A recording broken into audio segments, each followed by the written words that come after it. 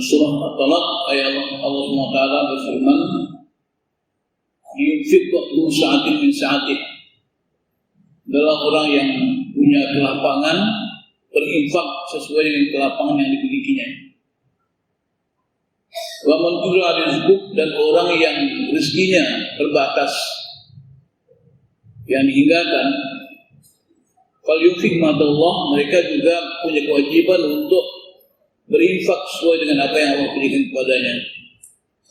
La yukallifu nafsan illa ma ataha, Allah tidak membebani seorang kecuali sesuai dengan ukuran apa yang Allah berikan kepadanya.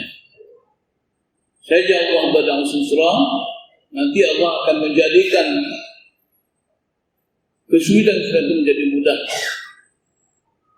Allah Ta'ala ini memberikan beberapa catatan kepada kita bahwa di tengah masyarakat itu pasti ada 3 kelompok strata sosial di bidang ekonomi.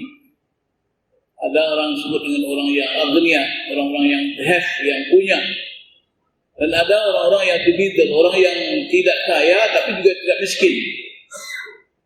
Dan yang ketiga ada orang yang miskin, ya, orang yang tidak punya, dia not gitu. Nah, kalau kita lihat dalam ayat tadi ada 2 kelompok strata sosial yang punya kewajiban memberikan perhatian kepada orang yang kelompok yang not, yang ketiga ini. Dan Islam terkenal dengan du'afa atau mustad'afin.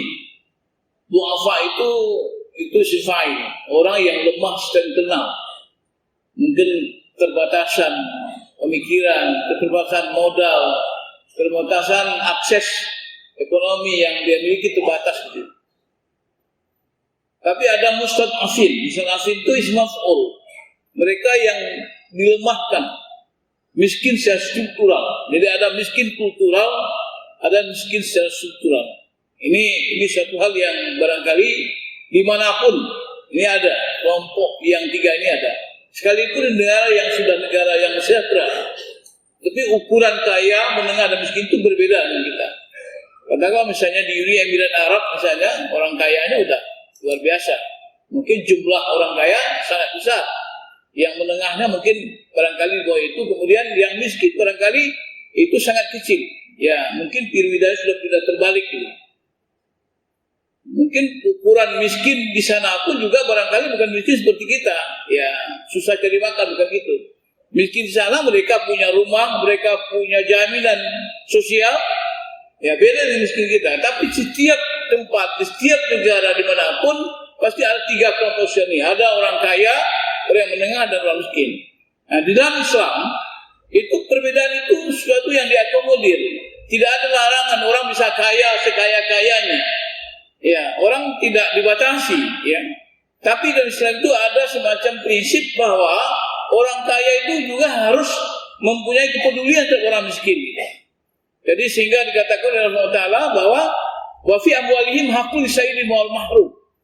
Di dalam harta orang kaya itu ada hak orang yang miskin, orang yang minta dan tidak diminta, orang yang tidak minta. Itu ada kesadaran itu. Bahwa bagaimanapun keberhasilan dalam Islam itu tidak hanya keberhasilan kita pribadi, tapi ada ikut peran serta orang lain.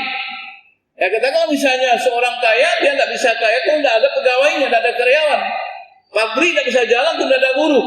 Semua itu adalah kesadaran bahwa apa yang kita dapatkan, kesuksesan yang kita raih itu tidaklah hanya dari kemampuan pribadi kita, tapi itu adalah juga merupakan ada peran serta orang lain. Maka oleh karena itu Islam mengajarkan ada semacam instrumen bagaimana kemudian orang-orang kaya itu menjadi tidak hanya memikirkan menumpuk ke sini sehingga dia semakin kaya, tapi dia juga punya kewajiban sosial. Ini yang kemudian dalam Islam itu ada namanya infak. Ada infak yang wajib, ada infak yang sunat. Kalau yang wajib itu zakat. Zakat itu sesuatu yang tidak bisa ditawar-tawar 2,5%. Itu hanya 2,5% setahun dari harta sempurna milik utama yang dia miliki.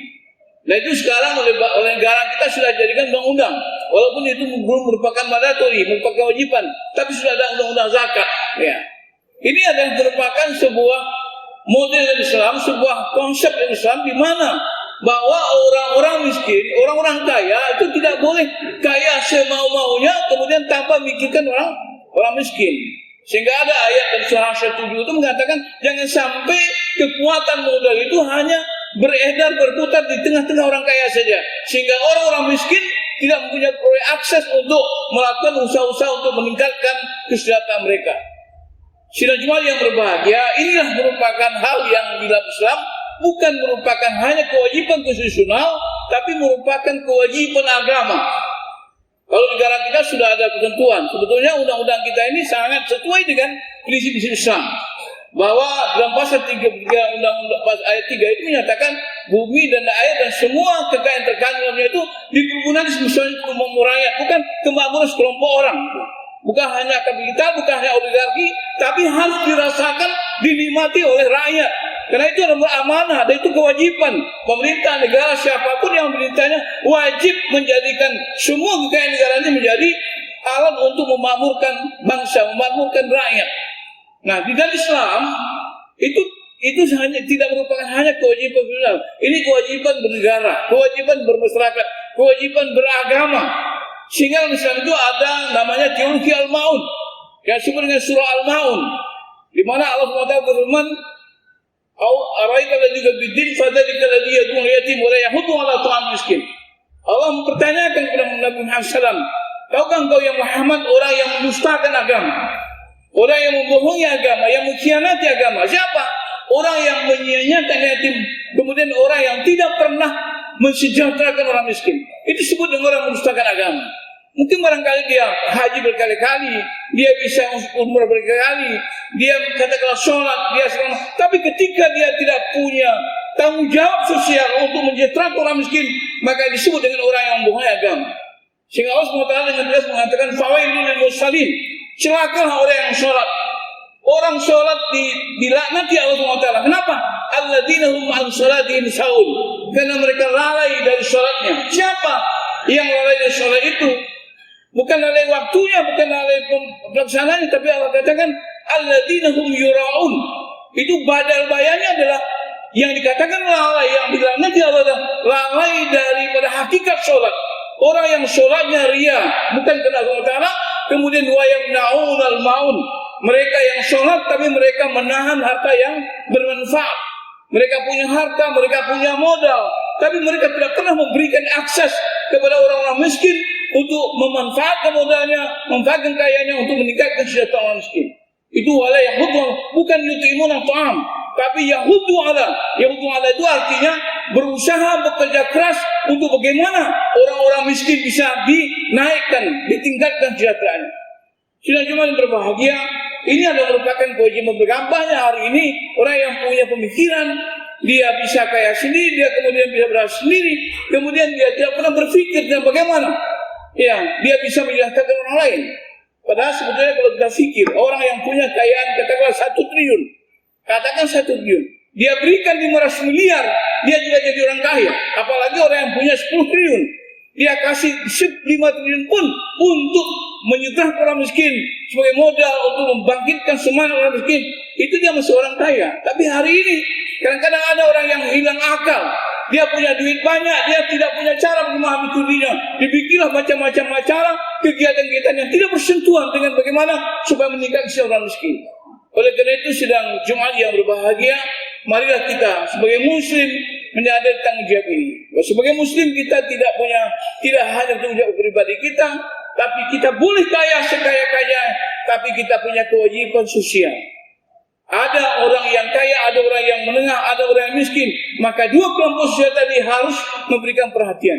Inilah fungsi kita dan inilah fungsi masjid di masa Islam.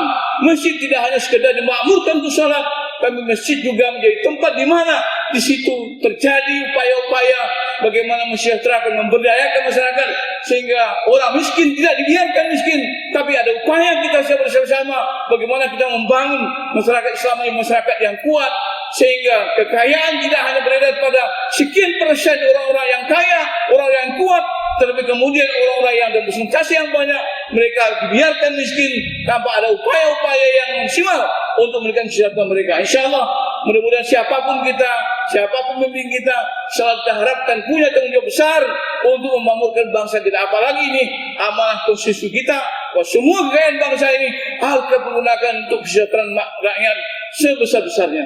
Fa'tabiru bil absar la'allakum turhamun.